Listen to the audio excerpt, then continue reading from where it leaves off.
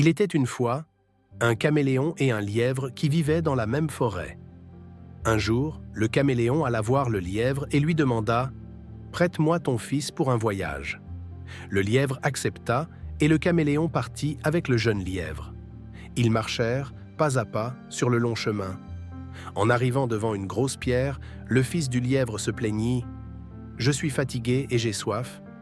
Le caméléon lui tendit la calebasse qu'il portait sur la tête comme un chapeau et dit « Frappe cette calebasse contre la pierre ». Étonné, l'enfant répondit « Mais caméléon, comment veux-tu qu'une calebasse brise une pierre et que de l'eau en jaillisse ?» Le caméléon répliqua, agacé « Si ce n'était pas parce que tu es un enfant, je ne t'aurais même pas répondu. Frappe et tu verras. » Le fils du lièvre s'exécuta. La pierre se brisa et de l'eau en sortit. Ils burent à leur soif et reprirent la route. Plus loin, ils trouvèrent un grand karité, sec, sans feuilles. L'enfant dit « J'ai faim, mais cet arbre est mort. » Le caméléon répliqua calmement « Monte, secoue les branches. » « Mais il n'y a ni feuilles ni fruits, » protesta l'enfant. « C'est toi qui voyages avec moi, ou c'est moi qui voyage avec toi. Monte, secoue. » Le fils du lièvre obéit, et miracle. Des fruits tombèrent en abondance. Il en mangea jusqu'à satiété. Enfin, ils atteignirent leur destination. Malheureusement, la maison où ils arrivaient était en deuil. Le fils du maître venait de mourir. Le caméléon demanda « Est-il mort depuis longtemps ?» « Non, répondit le père, c'est arrivé il y a peu. » Alors le caméléon demanda des feuilles spéciales aux 4 coins de la maison. On les lui apporta. Il les mit dans une marmite, ajouta de l'eau et fit bouillir le tout. Autour du feu, ils discutaient. Au bout d'un moment, le caméléon envoya le fils du lièvre vérifier l'enfant défunt. « Il ne respire pas, » rapporta-t-il. Une seconde fois, il l'envoya. « Il respire, mais il ne bouge pas encore. » Une troisième fois, le garçon revint en disant « Ses pieds ont bougé. » Et soudain, l'enfant sortit vivant de sa chambre. De joie, le père organisa une grande fête.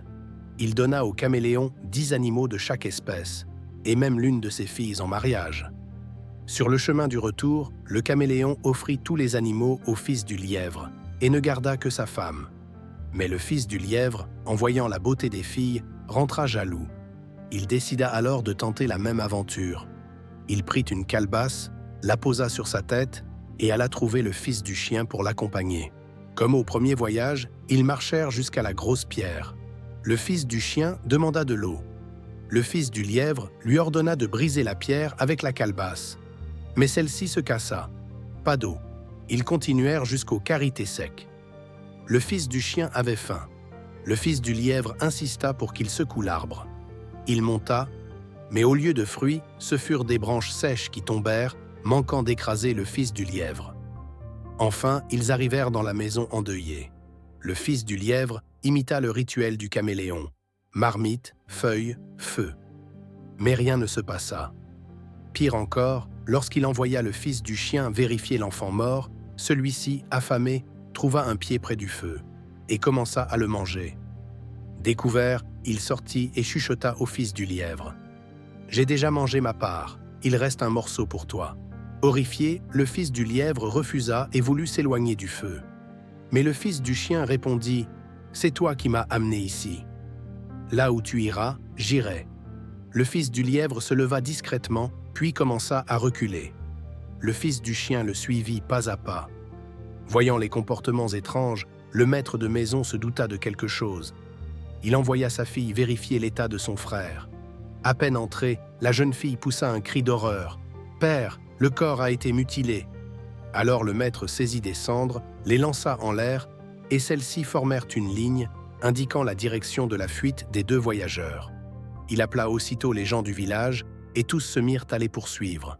Le fils du lièvre, voyant un champ de maïs, se précipita à l'intérieur et disparut dans les herbes. On le chercha partout, mais en vain, on ne le retrouva jamais.